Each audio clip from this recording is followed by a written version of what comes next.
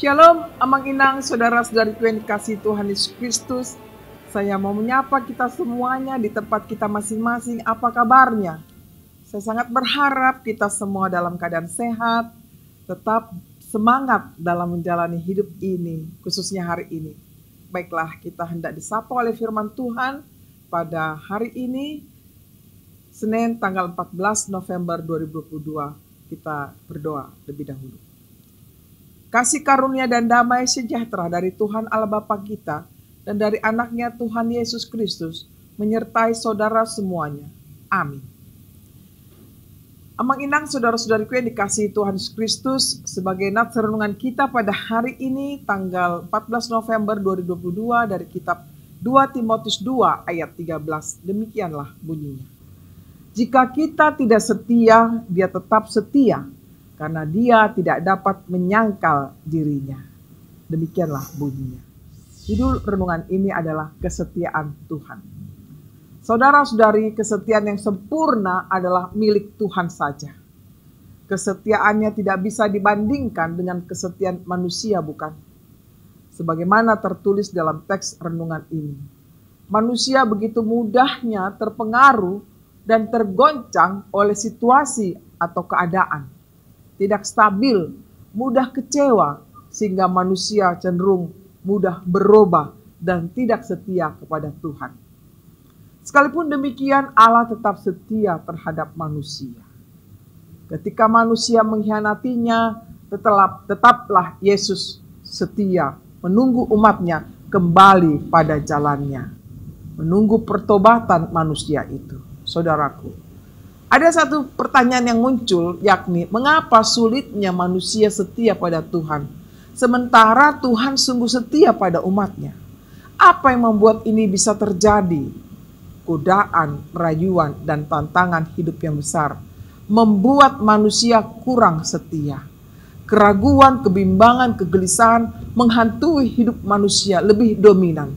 Ini disebabkan adalah karena keinginan daging yang lebih kuat daripada keinginan roh. Namun perlu kita menyadari, saudaraku, bahwa melihat kenyataan sekarang ini, kita dipanggil untuk melakukan kesetiaan kita kepada Tuhan. Hal ini ditunjukkan dalam pelayanan, dalam pekerjaan kita. Kita setia kepada Tuhan. Setialah terhadap mereka yang tidak setia dengan cara menerimanya, menolongnya, menghargai, mengampuni, dan mengasihinya. Sehingga kelak mereka akan belajar dari kehidupan kita. Dari yang tidak setia menjadi setia. Sehingga orang merasakan kesetiaan Tuhan terpancar dalam kehidupan kita. Kesetiaan Tuhan yang tidak pernah hilang untuk siapapun. Inilah yang penting kita camkan agar kita mengikuti contoh atau teladan dari Yesus yang setia.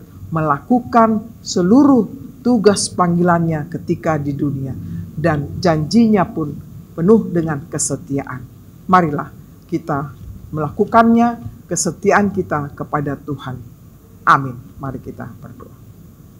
Terima kasih Tuhan, Engkau adalah Allah yang penuh setia. Sekendatipun kami tidak setia Tuhan, karena kami melanggar hukum-Mu, perintah-Mu. Kami lebih condong kepada keinginan daging kami. Kami seringkali ragu, bimbang, takut dalam hidup ini. Tuhan, terima kasih untuk sapaan firman-Mu yang mengingatkan kami untuk kami belajar kepadamu yang penuh setia itu. Kiranya kami juga mampu Tuhan menghadapi orang-orang yang tidak setia kepadamu. Membimbing mereka ke jalan-Mu yang benar.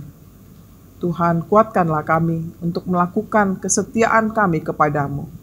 Berkatilah jemaat-Mu Tuhan, HKBP Keramat Jati, dan juga HKBP Gedong, dalam melakukan aktivitasnya sepanjang hari ini. Biarlah mereka boleh bersukacita dan penuh dengan kesetiaan dalam menjalankan tugas mereka sehari-hari.